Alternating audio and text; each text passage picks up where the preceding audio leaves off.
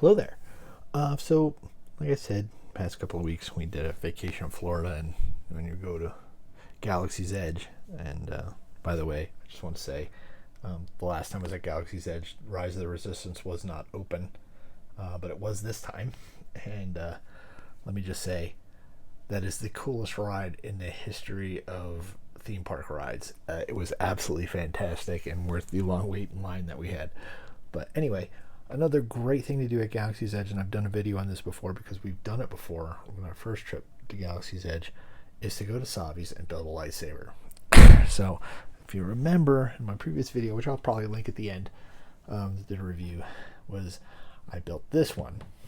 This is the Elemental Nature saber. I just really like the unique look of it, and but this time I decided to go with a different style, and this one is it's called Protection and Defense, and this is another one that I like the style, and because it's more of like this is something I think you would see like in Knights of the Old Republic, whereas like the Elemental Nature one that I have is something you'd see like at Octo from The Last Jedi, that the first Jedi Temple. You'd see something like that. But this one here is something you would find maybe like, say, like in the Jedi Enclave on Dantooine from Knights of the Old Republic, and something that, I mean, if you look at it, it looks like it's just so ancient. It looks like it has a story of its own, has these distressed. It's kind of like pitted metal, and it's got a history. It's been around. And one other thing my kids like is I hold it like this. It looks like Batman. So actually, my oldest son, he did this style. If you remember, it's in the video, the earlier one I did about Savi's lightsabers. He did this style, a couple different pieces. He used the same switch. I like this switch better than the other option you have there. And he used this piece, but he used a different base, and he did a different emitter and a different piece here.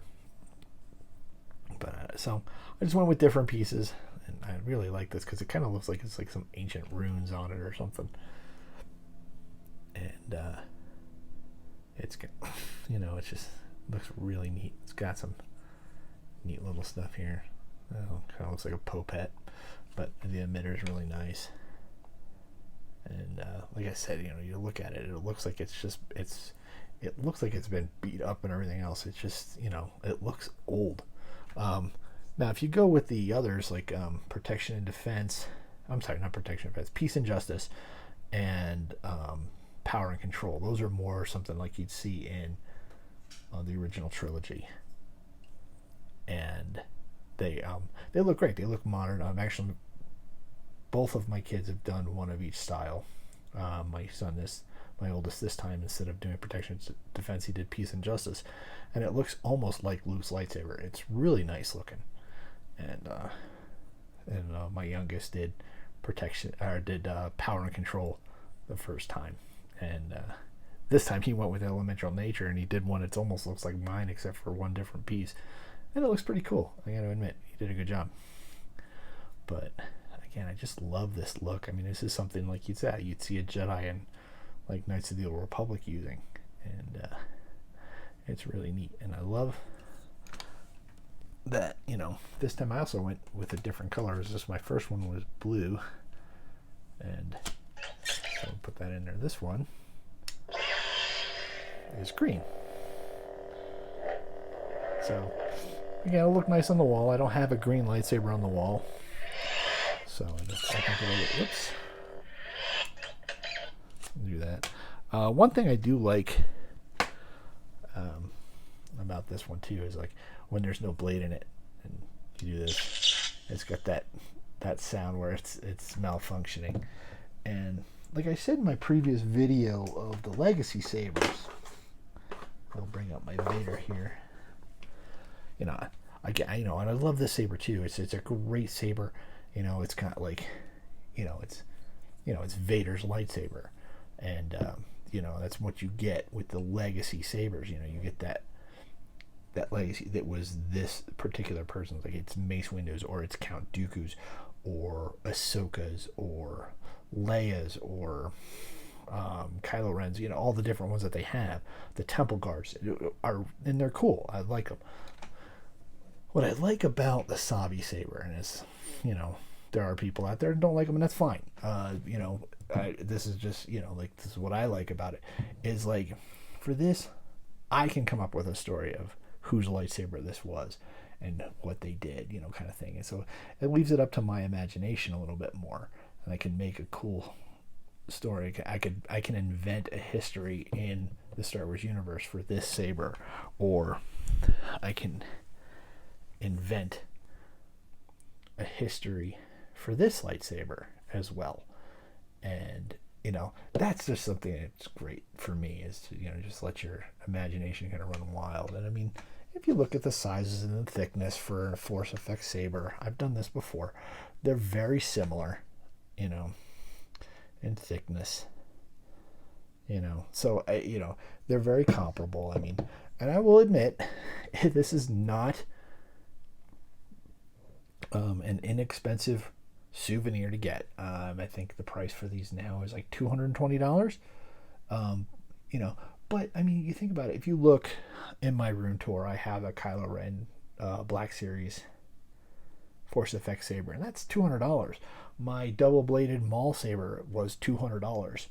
So, and others like the Dark Saber from Black Series that's like $250. The Ray that's coming out that looks fantastic, it's another $250 for that.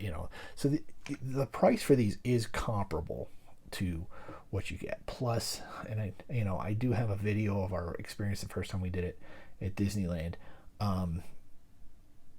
Don't watch it if you don't want the experience ruined for you, because there's a lot of spoilers. But the experience of building this and putting it together, and the way the cast members that work in there, the gatherers and the builder, it's fantastic. And it's such a small, there's only 14 stations, so it's 14 people, and each one is allowed one extra person. So you're like 28 people plus the cast members that are in there.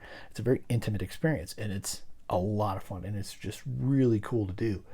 And so for that, I mean, it's really worth it. Plus, you get this incredible souvenir and a saber sheath to carry it in, because, of course, we did it mid-late afternoon, and I got to carry him around the park the rest of the night because I'm the only one in I tend to be the Sherpa when we go. I'm carrying the backpack full of all the snacks and everything, and then the bags of souvenirs and everything else. So that's a lot of fun. But, that's pretty much it for this video.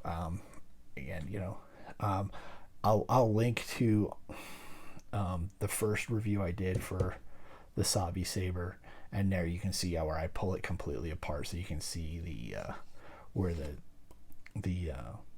chassis, where the crystal goes, what you can change out and all that.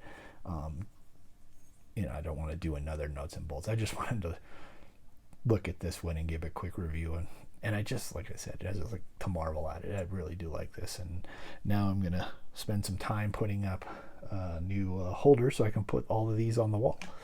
And that should do it for now.